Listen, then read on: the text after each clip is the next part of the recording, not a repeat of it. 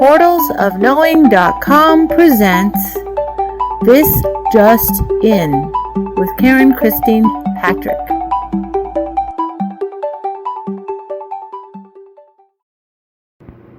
Hello, thank you for listening. I am doing episode number 8 about the number 8 specifically. And the reason why I'm doing this is I realized I just did episode number 7 and I got real excited because I'm not the big numerologist kind of person, but somewhere I heard that if you do something 8 times, it sort of pushes the rock over the top of the hill and it starts to run on its own trajectory. And I really want this new podcast platform I'm working with on Spreaker and my own new podcasting direction to keep going and become successful. I've been working on other people's shows and on other platforms, and that's been really great, but I'm really ready to do my own thing, and I've started and stopped it a couple times, but I now have the name I really can stand behind, Portals of Knowing. That's our business, portalsofknowing.com, and Portals of Knowing eventual longer podcast, still working on it, and Portals of Knowing This Just In. So this Portals of Knowing came to me as a download. The portals of knowing are opening. Beware to the gatekeepers who won't give way. And that's sort of the idea that they're going to get trampled by people running to find their own sources, to answer their own questions, to cultivate that inner intuitiveness that really helps us guide our meaningful journey into finding out what's important to us. And we're coming out of literal centuries of being told what to do, being told how things are, and we now have this cool internet thingy that I watched happen. I was there at the beginning when there was just bulletin board systems, and I helped manage bulletin board systems, and then there were joined bulletin board networks, and then we got early, I was on CompuServe for a while, so that was sort of a corporate-based pre-internet network that was kind of similar to the internet, but massively expensive. And I was actually, a sysop on one of the CompuServe forums, and I got a chance to see, the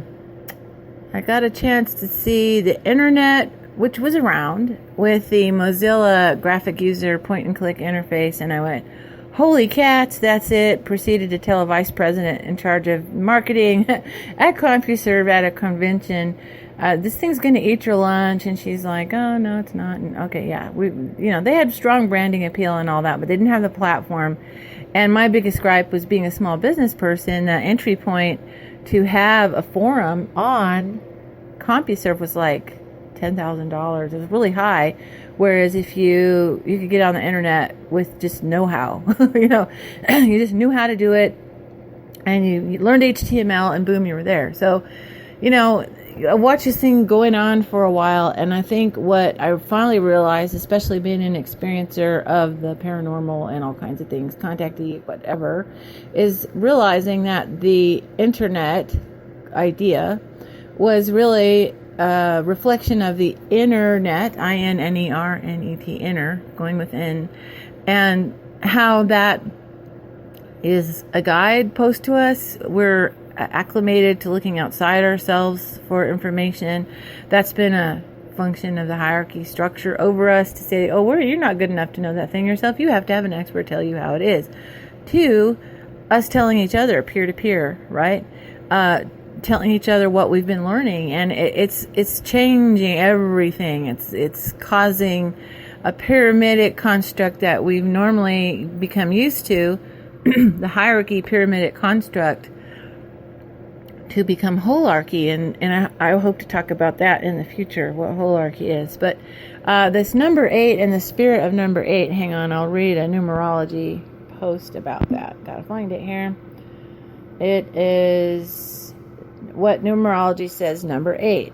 Life path, compatibility, destiny, meanings, karma, reaping what is sown, assumption of power, financial success. These are foundations for the numerology meanings of the enduring and eternal number 8, which is an infinity symbol, right? When you turn it on its side, 8 is an infinity symbol. As the 8th of all numbers, 8's symbolism is mind over matter. I dig that. Mind over matter. So this is me being persistent. One of the things I realize is the power of persistent intention. Just go in a direction that really seems exciting to you and keep persisting in that direction. And really the things that are going to be right for you are going to come your way. I don't think things are going to be perfect, and I don't think that things aren't going to be without struggle, without difficulty. I'm not going to wave a magic wand and everything is going to be perfect. I don't believe in that anymore. I think life is here to experience, and one of the things in the Earth ride, right, the Earth roller coaster, is challenges, difficulty, pain. I mean, I hate that. I hate to say pain is part of it, but since it's not really something people can escape completely, pain of all kinds, death, destruction, suffering, whatever, then I think then it must be part of it at some level. I think there's being overkill, of war and human trafficking and abuse and things like that. That's somebody else's selfish roller coaster ride impinging on someone else. I think we are definitely, it's okay to right that wrong and speak against it and say that the opposite of good is not evil. The opposite of love is, let's say if it was love, if good was love and love was good, the opposite would be apathy or disconnection or indifference. And why that's important is that if you think of love as a cohesive force which binds everything together, then that would be your centripetal force working in, and the centripetal force working out is I don't want to play that game anymore. I'm not interested in it anymore. I'm letting it go, and I'm going to go pursue something else. So that's the balance to me. Evil is just the love of hate or the love of self impinging on that process. I don't think it's necessary, and I know that's controversial, but especially that's controversial for people who really like to do that to other people and then justify it saying, I'm really ultimately doing them something good because I am oppressing them and that's causing them to grow. I think that's a psychopath dream right there. So no, don't accept it. I don't think it's right, and I don't think we have to keep playing that out. We can make some different choices as a society to say, why don't we look at building things, growing things, and doing things and creating things as the challenge, and not somebody stomping on our head as the challenge we have to overcome? Because you may not survive that, right? A lot of people don't. So where was I at? Oh, number 8. Yeah, I'd like to keep this thing going. It's taking me a while to figure out, I guess the brand, that's the name, Portals of Knowing, becomes my brand, but it's very meaningful to me because it came out of a download. It made a lot of sense to me. I'm trying to be an unbranded brand in the sense that I'm not trying to build a corporate kingdom. Brett and I did create an incorporation, Portals of Knowing business, because that expresses what we've been doing, is sharing information, and we think that's going to help to do that. By giving us the support we need to do that. So that's why we're doing that. We do have this capitalism thing, and that seems to be how things actually get done. And, I'd like to see a different thing eventually, but that's kind of where it's at right now. And that doesn't mean I don't strongly believe that we need to get away from a quote-unquote business model that says that scarcity is good.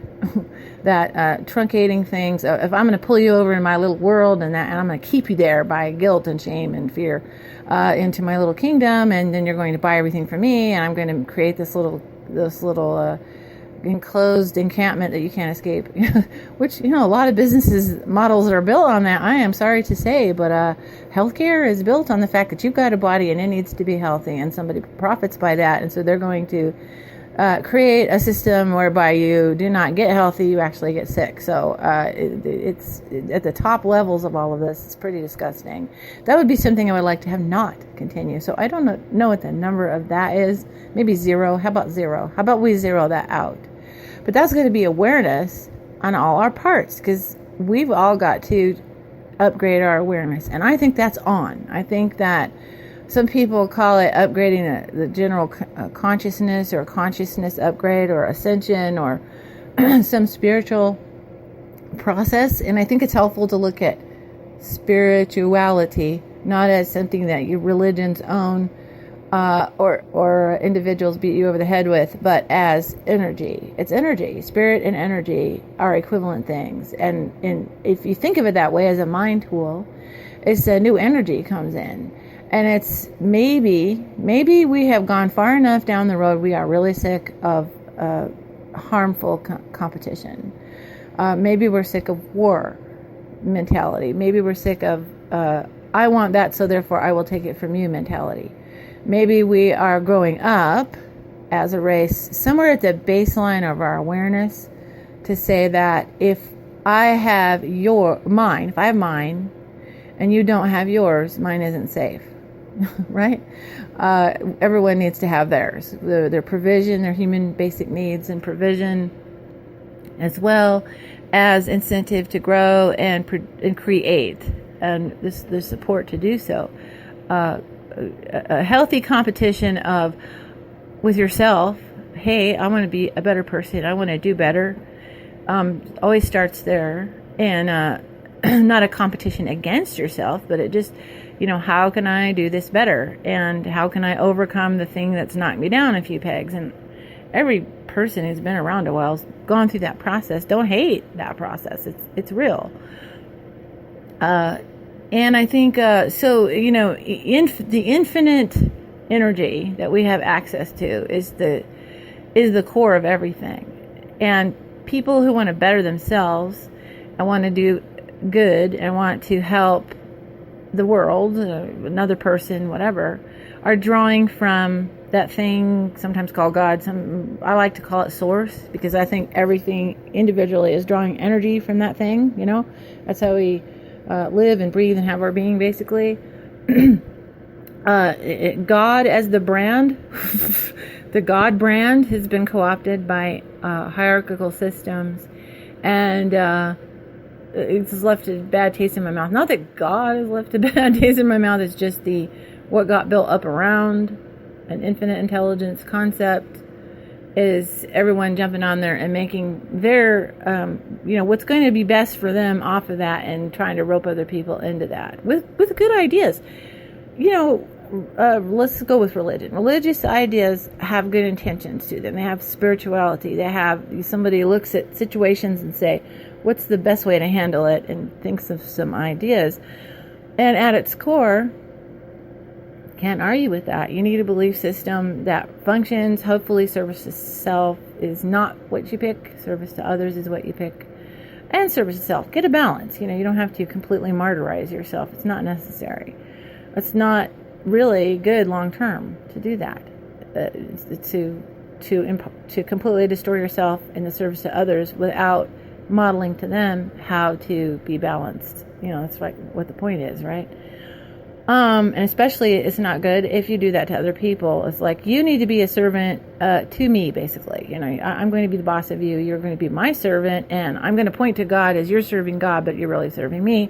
So a lot of establishment of that sort of kingdom building is self-serving, and the guys at the top, and it's usually guys, it's patriarchal, seems to be the flavor of the moment, and it becomes they're meeting their needs through other people by telling the other people that they're serving God. It's kind of some sick stuff. It's Sunday, so I have this on my mind on a Sunday.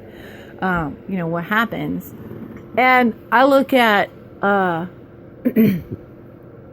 spirituality and religion. To me, I kind of had to put a dividing line, because I had it given to me mixed bag philosophically most of my life. When I was raised that way, I was inculcated that way, mind controlled that way, that this is what this is.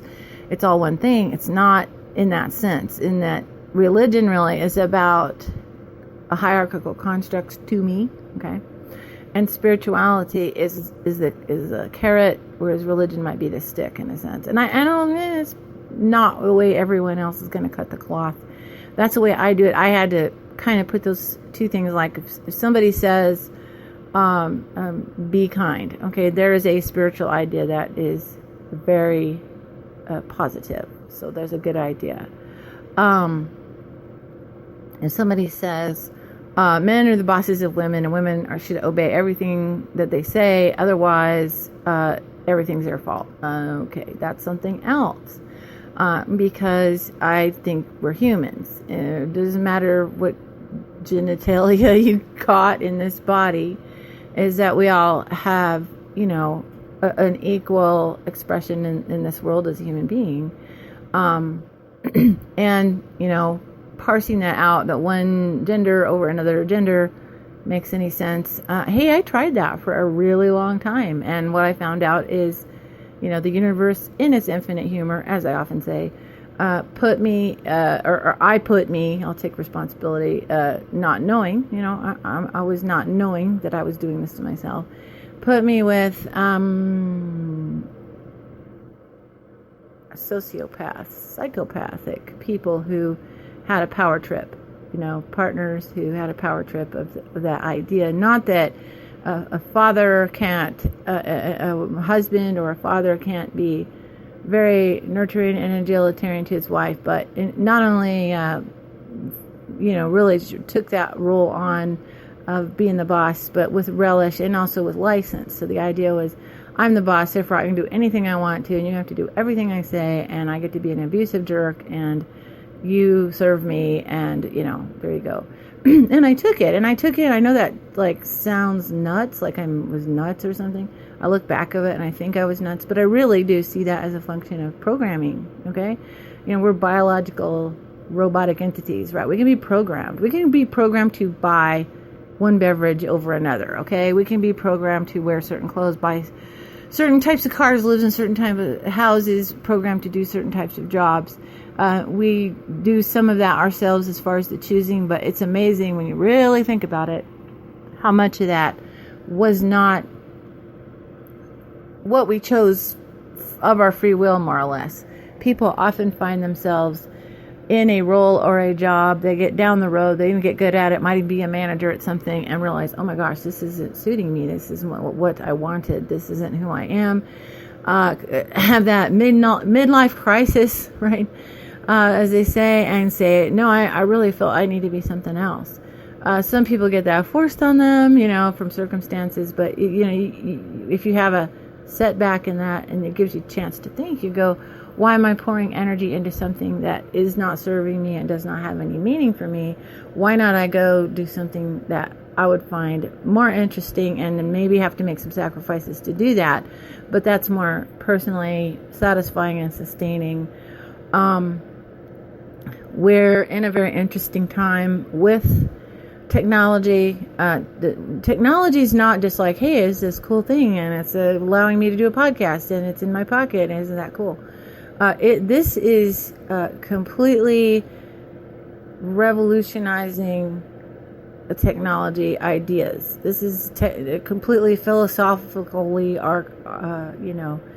altering, system-busting idea. That is this thing we call the internet.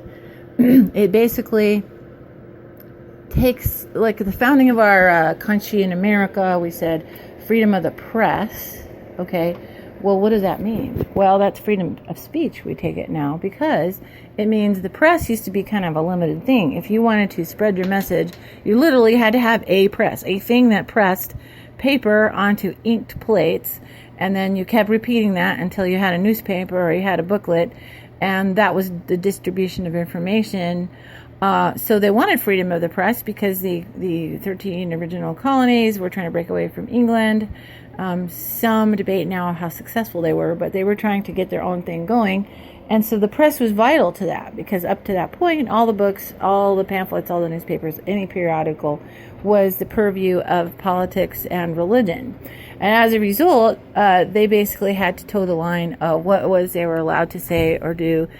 according to the power systems of the time. And it was literally rebranding that and taking those assets and basically turning them to this new idea, new cause of independence and freedom and all that created the ability for them to do this new thing that they wanted to do called America, which America is in love with the idea of that, but they really are not in love with the implementation of that, because we haven't really completely changed our systems to adapt to all these different groups that begin to say, hey, this freedom thing, it's a great idea. Freedom for women, freedom for slaves, freedom for oppressed minorities, etc., etc. We're in the throes of that echo of that continuing. And now we've got this thing called the internet, which puts the press in your pocket. And it literally is in my pocket. I use this Spreaker app for Android phone to do this podcast.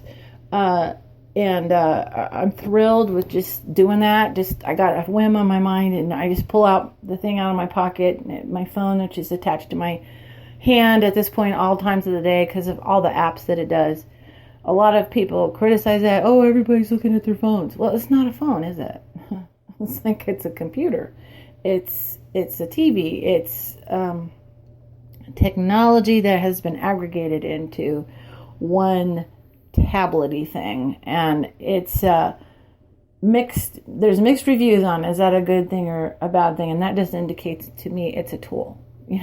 Tool can be, you can hit someone with a hammer, you can build a house with a hammer. Okay, tools are that way. They just basically are there, and they're either useful to you or not, or harmful or not, depending on your intention. It's an expression of your intention as to whether that's harmful or helpful.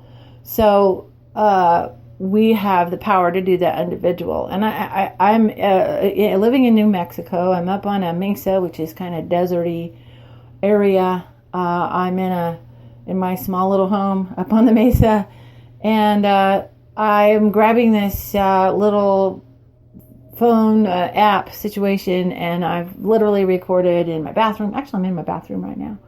And it's the quietest place in the house right now. We have fans. It's summer. It's hot. We got fans going, and sometimes you can hear them in the background. I've done podcasts and recording in the car. I've done it at conventions. One of the reasons why I want to learn this app is I can go everywhere with me, and I can talk to my friend Carla, or get some pointers from Brett, or stick it in the face of famous ufologists like Stanton Friedman and say, what do you think, Stanton? And some of those are going to be going up on my bigger podcast when I get all that organized. I'm working on the intro and the outro, but I love this in the moment, this just in chance to talk and express myself. And sound quality, this is not super professional. I don't have a big studio. I don't think, I couldn't drag that out with me everywhere, right? Things are on my mind at odd moments in my day when I'm going grocery shopping, running errands, whatever. I want to be able to just take a moment, say something that's on my mind. My thoughts I'm kind of esoteric, philosophical, geeky person. So I have the big questions on my mind.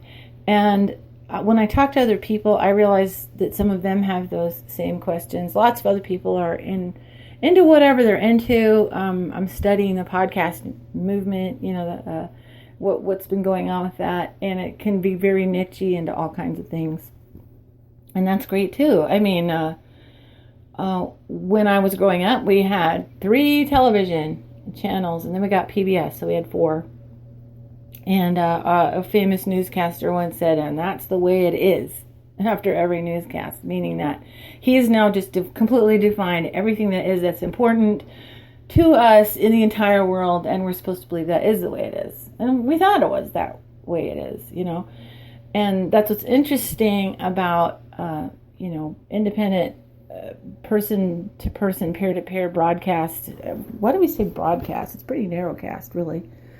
I don't know who all's listening to me, and I'm just making an assumption. If they've listened this far, then they resonate with something that I'm talking about or saying that's resonating with them. So I think, to me, what's important is your own journey of discovery. Even, that's important to me for you, is that I'm sharing my journey and my path and my process, and agree or disagree or think I'm stupid or whatever. It doesn't matter. At least this is what I am trying to understand and learn.